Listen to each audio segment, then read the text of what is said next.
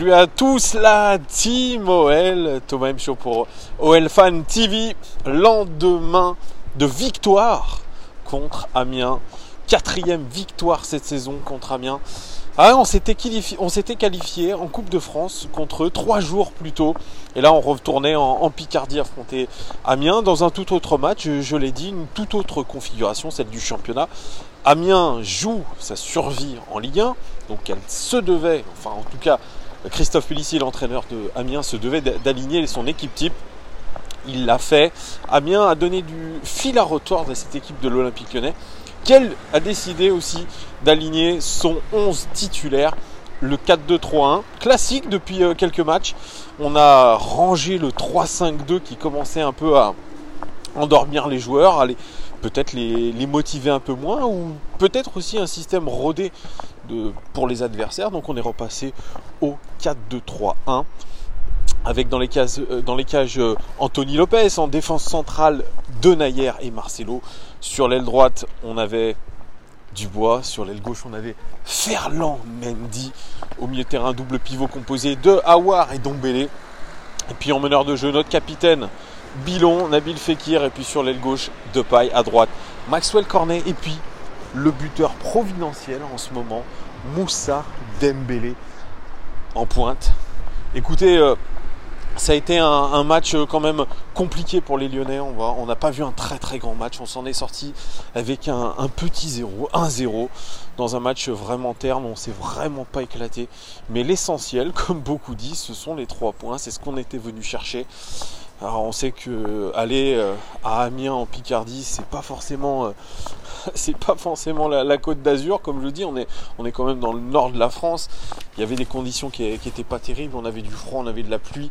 Tout était réuni pour faire un match plutôt moyen. Et pourtant, beaucoup d'observateurs et moi-même, je l'ai dit en tant que supporter, on se devait de gagner.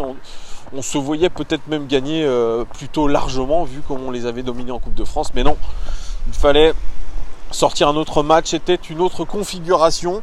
Alors au niveau des statistiques générales de ce match, 12 tirs quand même côté amiénois, on a concédé 12 tirs. Et nous on a mis 18 tirs, 2 cadrés seulement pour les amiénois, contre 11 cadrés côté lyonnais. Ça c'est une belle statistique quand même, 11 tirs cadrés, c'est pas trop mal.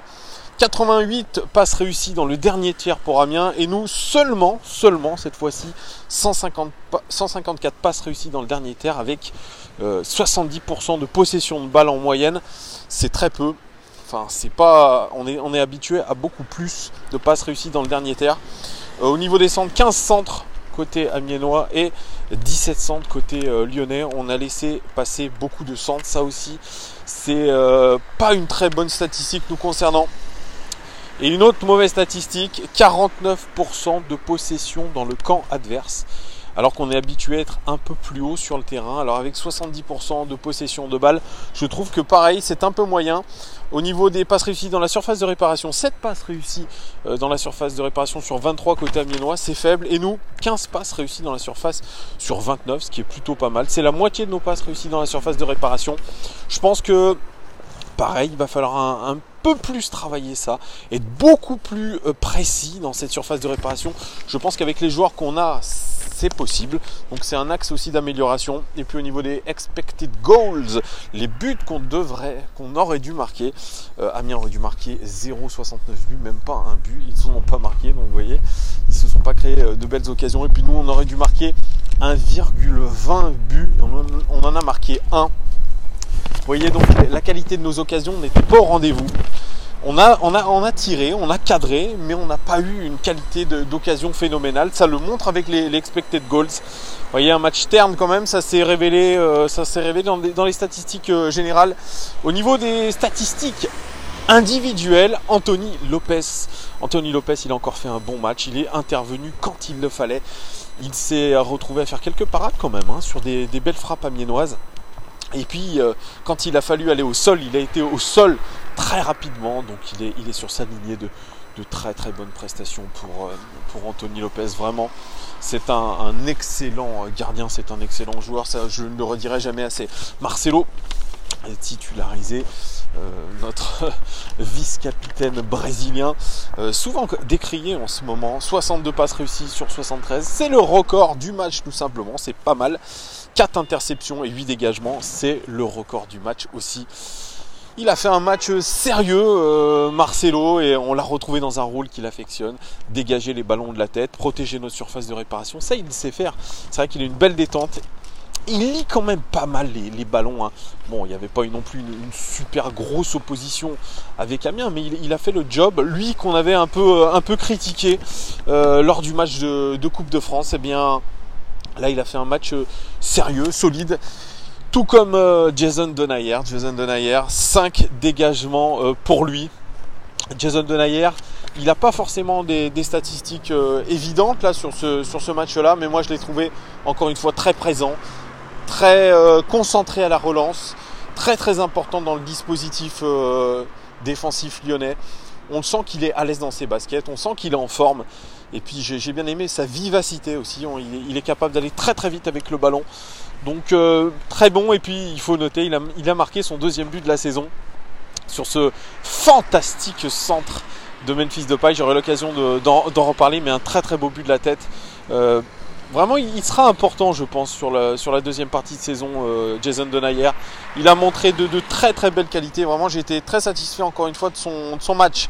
Ferland Mendy à gauche. La mobilette, la trottinette atomique.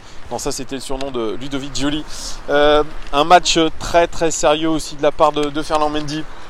46 passes réussies sur 61, c'est très bien. 11 passes réussies dans le dernier tiers sur 18, c'est très bien aussi. Par contre, petit point négatif, c'est ces centres réussis, 0 centre réussi sur 4. Il faut absolument travailler ça. 3 duels réussis sur 3, c'est pas mal aussi. 8 ballons récupérés, c'est le record du match. Tout simplement, 3 dégagements et puis 3 fautes subies. C'est un bon match de la part de Ferland Mendy. Bon, il aurait pu nous coûter cher quand même, parce qu'à un moment donné, il a eu un défaut de concentration. Il a perdu le ballon très proche de la surface de réparation. Ça aurait pu nous coûter cher, mais fort heureusement, ça n'a pas eu de conséquences. Alors il y a une image marquante aussi, c'est quand il tape un sprint complet contre je crois c'était Alexis Blin. Oh là là, une sacrée pointe de vitesse quand même, Ferland Mendy. Surtout qu'on était en fin de match, il avait bien donné. Et il a une capacité d'accélération qui est quand même assez incroyable. Mais bon voilà, on est quand même satisfait de ce Ferland Mendy. C'est un super joueur, c'est vraiment un très bon latéral gauche. Il est important dans ce système de jeu, voilà. À droite, on avait Benoît Dubois. Non, c'est un lapsus, c'est Léo Dubois titularisé après ces 2 belles prestations contre Saint-Etienne et puis en Coupe de France contre Amiens. Eh bien, Léo Dubois, il n'a pas été aussi intéressant que sur ces derniers matchs. C'est dommage. Il a essayé de rentrer beaucoup vers l'intérieur, au cœur du jeu, un peu à la façon des latéraux de Guardiola. Mais il n'a pas autant pesé que d'habitude au niveau des statistiques. C'est un centre réussi sur 4. Bien dommage. Et puis 4 dégagements effectués, dont un très important, pareil sur sa ligne. Il a été sérieux, mais j'aurais aimé qu'il apporte un peu plus offensivement Léo Dubois. Au niveau du double pivot, Oussem Aouar, eh bien si vous le regardez visuellement sur le terrain, c'est un match en demi-teinte. On a du mal clairement à voir ce qu'il a réalisé, et pourtant dans les statistiques, c'est très bon. Je vous les donne, 62 passes réussies sur 73, c'est le record du match. 3 passes clés à son actif, 17 passes réussies dans le dernier tiers sur 23. 5 duels réussis sur 6, ça aussi c'est le record du match, c'est très bon.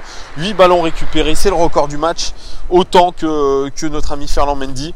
Et puis 5 tacles réussis, c'est le record côté lyonnais. Vous voyez, les statistiques sont très bonnes pour lui. Alors dans un rôle de double pivot où il a beaucoup de choses à gérer, notamment la largeur, il l'a fait de manière quand même très correcte. Si vous voyez les statistiques, c'est plutôt pas mal du tout. Et puis Tanguy Ndombele, moi en première mi-temps je l'ai trouvé particulièrement faible physiquement. J'ai en tête cette action où sur une transition, sur un contre amiénois, il est complètement à la ramasse, il n'arrive même plus à accélérer pour suivre le joueur amiénois. C'était particulièrement troublant pour moi de le voir à ce point-là en train de tirer la langue. On sentait que vraiment les courses à haute intensité étaient très compliquées pour lui, le repli aussi. Il a eu beaucoup de mal en première mi-temps. Et puis en seconde mi-temps, il a retrouvé un second souffle et vraiment il a fait une seconde mi-temps plutôt intéressante, Tanguy Ndombele. 58 passes réussies sur 64, ce qui est pas mal. 15 passes réussies dans le dernier tiers sur 19. 3 duels réussis sur 3, 7 ballons récupérés, 2 tacles réussis, 5 interceptions, record du match, 3 fautes subies aussi. Ça montre aussi l'importance de ses projections vers l'avant, de ses passes vers l'avant. Vraiment, il s'est bien rattrapé. Alors, je ne sais pas ce qui lui est arrivé en première mi-temps, mais il était vraiment dans le trou et dans le trou physiquement, Tanguy Ndombele. Et puis Nabil Fekir lui aussi, alors... Vous pouvez vous dire sur ce match-là, bon, il a été un peu en dessous de ses dernières prestations, mais quand vous voyez ses statistiques, c'est pas mal non plus. 46 passes réussies sur 56, 5 passes clés, hein, c'est le record du match tout simplement. 25 passes réussies dans le dernier tiers sur 32, record du match aussi. 2 duels réussis sur 2, 2 tacles réussis et puis 3 fautes subies. C'est quand même plutôt pas mal, hein. Donc pareil, il a eu un peu des creux dans ce match, mais au final... Il pèse un peu sur ce match-là, il a été très remuant, il a été beaucoup entre les lignes et il a fait mal à chaque fois qu'il avait le ballon. Donc moi je l'ai trouvé intéressant, Nabil Fekir, il me rassure en tout cas beaucoup. Memphis Depay, lui il était décalé sur un côté. 3 passes clés à son actif pour lui, c'est très bien.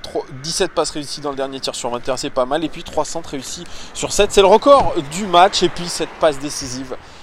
Magnifique, un centre bécamien sur un corner, au final un corner détourné, c'est un corner qui lui est revenu un peu dans les pieds et puis il a mis un centre magnifique, il n'a pas été attaqué par les Amiénois, franchement exceptionnel sur la tête de Denayer.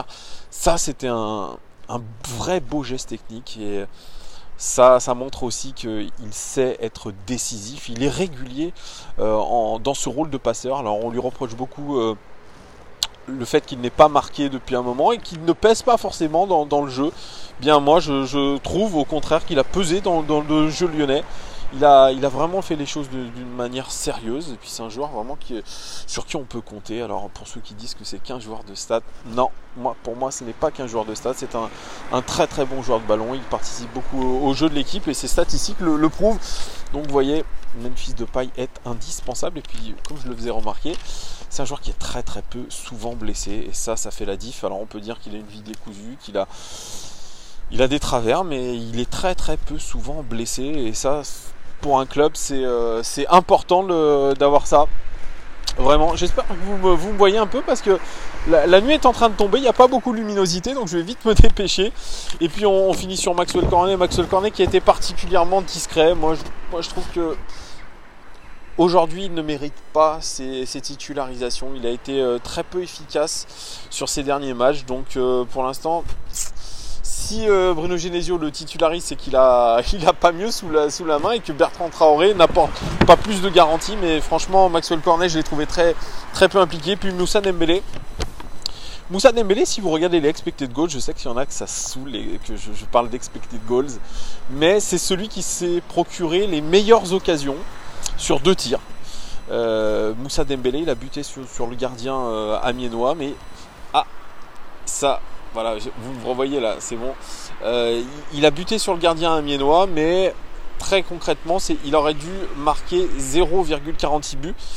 Ça vous dit peut-être rien, mais les meilleures chances lyonnaises étaient provoquées par Moussa Dembélé. Il était très, très généreux dans la profondeur. Moi, je l'ai trouvé encore une fois à son aise. Il aurait manqué qu'un but. C'est dommage pour Moussa Dembélé. Mais voilà, donc après, je vous parlerai pas des rentrants parce que c'est anecdotique, si je puis dire. Mais voilà, Lyon a assuré l'essentiel. Bruno Genesio a parlé d'une victoire avec la manière. Non, je ne parlerai pas d'une victoire avec la manière.